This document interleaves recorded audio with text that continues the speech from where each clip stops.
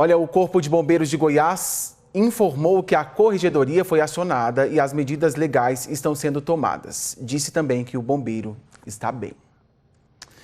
Em Chapadão do Céu, na região sudoeste, a Polícia Militar apreendeu drogas escondidas, sabe onde? No banheiro. As porções estavam dentro de uma sacola escondida no vão entre a parede e o teto. A PM recebeu a denúncia sobre a venda de drogas num comércio. Durante o patrulhamento, um homem foi abordado e com ele foram apreendidas porções de crack. Os policiais foram até a casa do homem, onde foi encontrada mais droga escondida no banheiro. Ao todo, 21 porções já embaladas e prontas para serem vendidas. O homem de 39 anos tem passagem por roubo e agora deve responder por tráfico. 12h20, fazer um intervalo comercial e a seguir a gente vai falar da previsão do tempo. Goiânia amanheceu chovendo, chovinha boa para dormir. Em Lusiânia, a chuva de domingo derrubou um muro, destelhou casa e um bairro ficou sem energia. E tem alerta de perigo. No fim de semana, 3 pessoas foram resgatadas pelo Corpo de Bombeiros depois de caírem em cisternas. Antes de tudo isso, tem um recadinho lá de Anápolis. Eu sou a Maria Clara, moro no Santo André, Jornal Anguera, volta já. Beijo. Olha, um homem que caiu dentro de uma cisterna em Valparaíso, no entorno de Brasília, foi resgatado pelos bombeiros. Para retirar a vítima, eles montaram um tripé. A cisterna estava desativada e tem 10 metros de profundidade. O homem de 40 anos foi levado para uma unidade de saúde da região. E lá em Rio Verde, um homem de 36 anos também foi resgatado depois de cair em uma cisterna, dessa vez no bairro Reserva do Parque. De acordo com os bombeiros, a vítima caiu em uma profundidade de 8 metros e estava consciente. O homem foi levado para o hospital e o estado de saúde não foi divulgado. E teve um outro caso de queda de cisterna, dessa vez aqui pertinho em Aparecida de Goiânia. Um homem caiu no buraco de 15 metros no Jardim dos Girassóis. A vítima contou que tinha descido ali para consertar uma bomba d'água, mas a corda se rompeu e aí ele caiu. Felizmente, o homem de 41 anos não se machucou. Falar de chuva agora, porque lá no entorno do Distrito Federal choveu forte na tarde deste domingo. Moradores do bairro Parque Estrela d'Alva 4, lá na cidade, Lusiânia, foram prejudicados com os estragos nas casas. Nos fundos de uma loja, um portão de metal foi derrubado com a força do vento. A parede também não resistiu e foi ao chão. O mesmo aconteceu com os muros de 2 casas vizinhas. Seu Antônio estava em casa e se assustou com a força do temporal que atingiu a região. Aí começou a ventar e começou a chover também. Aí começou a ficar muito intensa, né? Aí fechou a porta ali e começou a ouvir as teias querendo voar tudo. A chuvarada foi no fim da tarde desse domingo. No mesmo bairro, o vento levantou parte do forro e a chuva acabou molhando dentro dessa casa.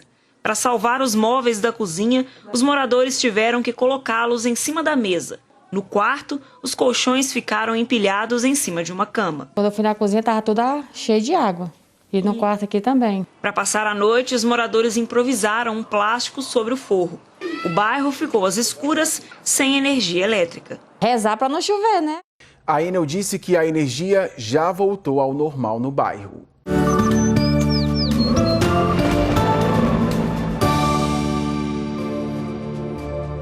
Agora tem a previsão do tempo, a gente preparou um telão para você de casa acompanhar aqui. Olha só, a gente sempre começa pelas regiões, vamos colocar aqui? Aí, tá certo. A região oeste, mínima de 21, máxima de 37. Região centro, mínima de 19, máxima de 34. Região sudoeste, mínima de 19, máxima de 33. Olha a quantidade de chuva lá para a região sudoeste, 20 milímetros. Região norte, mínima de 21, máxima de 35. Região leste, mínima de 17, máxima de 33. Na região sul, mínima de 18, máxima de 33. A gente tem ainda um outro telão para o pessoal de casa acompanhar das cidades. Porangatu, mínima de 20, máxima de 34. Anápolis, mínima de 21, máxima de 31. Rio Verde, mínima de 21, máxima de 32. Jataí, mínima de 19, máxima de 32. Também deve chover nessas cidades aí de acordo com a previsão do tempo. A gente continua nesse assunto ainda, agora em Jataí, imagens da Catedral do Divino Espírito Santo. É que choveu mais cedo, o tempo lá está fechado e aí uma garoa fina cai na cidade neste momento. Olha, completamente fechado o tempo lá, mas tem previsão de mais chuva no decorrer da tarde. Você de Jataí, ó, se for sair de casa, tem que levar sombrinha.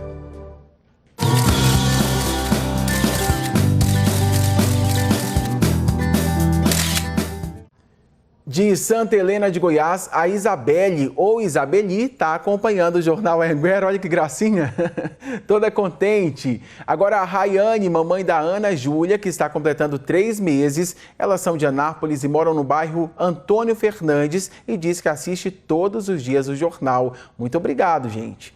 O Guilherme Mendes de Itumbiara diz que está sempre acompanhando o Jornal Anhanguera. Olha só que legal. Muito obrigado, amigo. Bom demais. Valeu pelo carinho.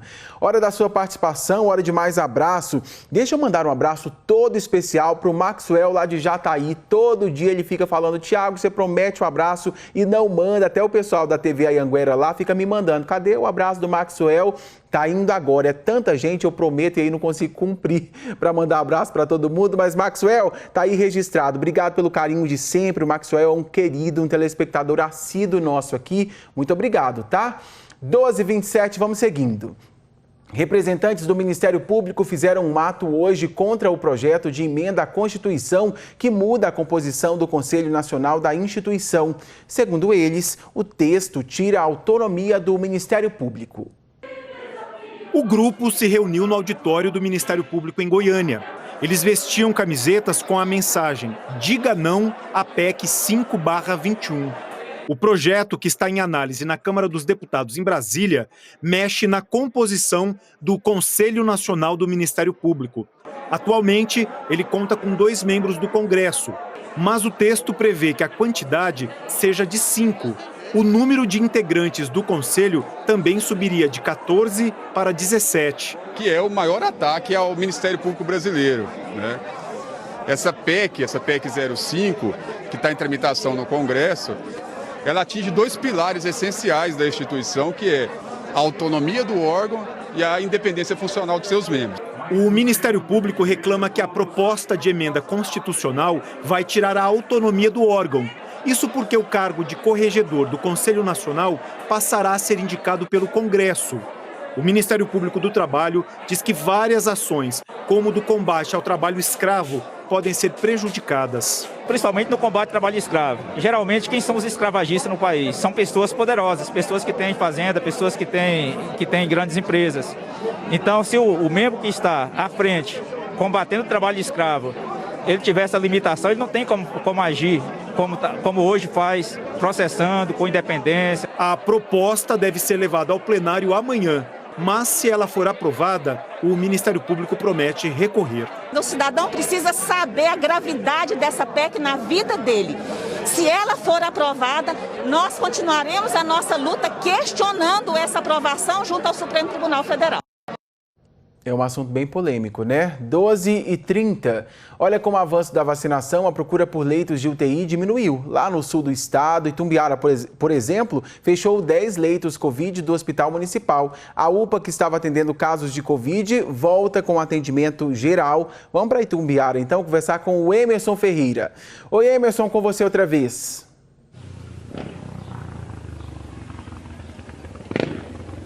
Pois é, Tiago, notícia muito boa, né? Graças ao avanço da vacinação, foi possível que a UPA aqui de Itumbiara retornasse a atendimentos gerais, viu? Durante 8 meses, a UPA aqui da cidade ficou atendendo exclusivamente pacientes com Covid-19 e também com doenças gripais. A UPA Dr. Ciro Garcia, aqui no bairro Jucarantes, contava com 10 leitos, fazia esse atendimento e também uma espécie de triagem, caso o paciente precisasse, né? Encaminhava para o Hospital Municipal ou mesmo para o Hospital de Campanha. Segundo a Prefeitura, com o avanço da vacinação, nos últimos meses aqui em Itumbiara caiu muito.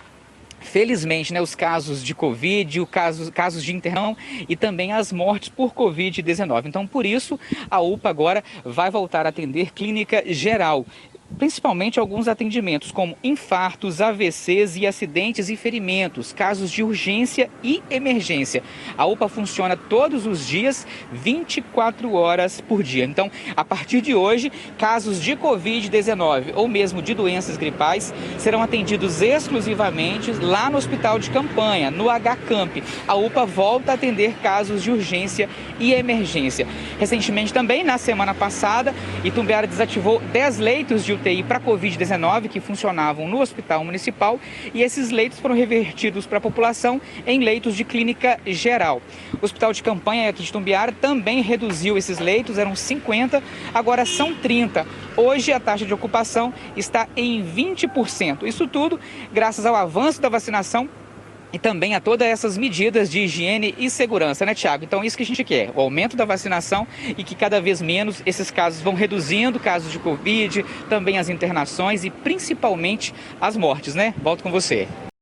A vida vai aos poucos voltando ao normal. A gente sabe que o Brasil não está num patamar satisfatório de vacinação. A gente já teria que ter vacinado mais gente, mas ainda assim o reflexo da vacinação, como você bem disse aí, de todos esses outros cuidados aí de higiene que a gente está seguindo, faz bem. Vamos continuar com todos esses protocolos porque faz a diferença.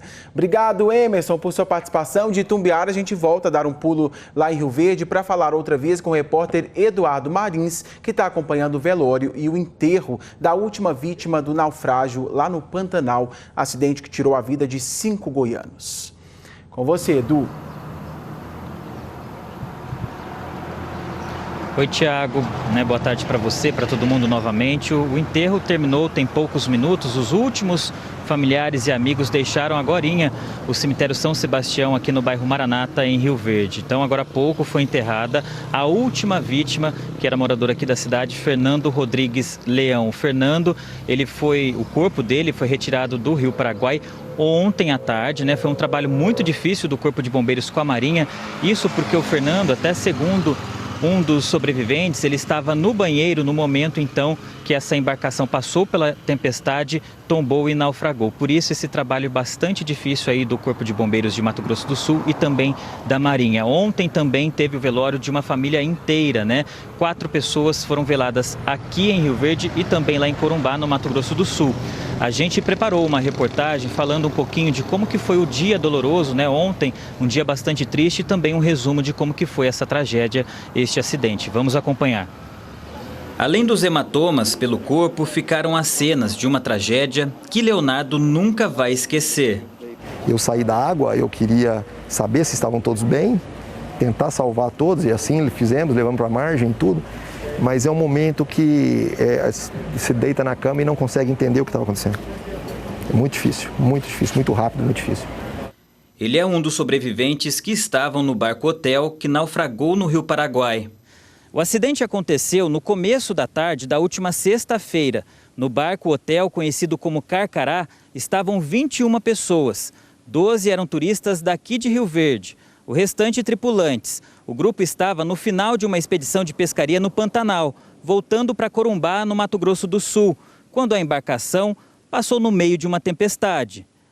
Este vídeo mostra uma nuvem gigante avançando pelo Rio Paraguai, onde estavam várias embarcações no momento. Ai, meu Deus, vai acabar o mundo. 14 pessoas conseguiram se salvar, 7 morreram, 5 eram de Rio Verde, outras 2 tripulantes. Neste domingo foram velados e enterrados os corpos de 4 vítimas da mesma família. Tiago Souza Gomes, Fernando Gomes de Oliveira, pai de Tiago, Olímpio Alves de Souza e Geraldo Alves de Souza, que era irmão do seu Olímpio, sogro de Fernando Gomes e avô de Tiago. Os corpos foram trazidos por um avião da Força Aérea Brasileira. Leonardo perdeu, além do pai, um tio e o sobrinho. Eu chorei muito, sofri muito, estou sofrendo muito, porque meu pai era meu guia, meu líder, meu mestre, sempre foi. Mas o que me conforta é a alegria que ele estava lá junto comigo.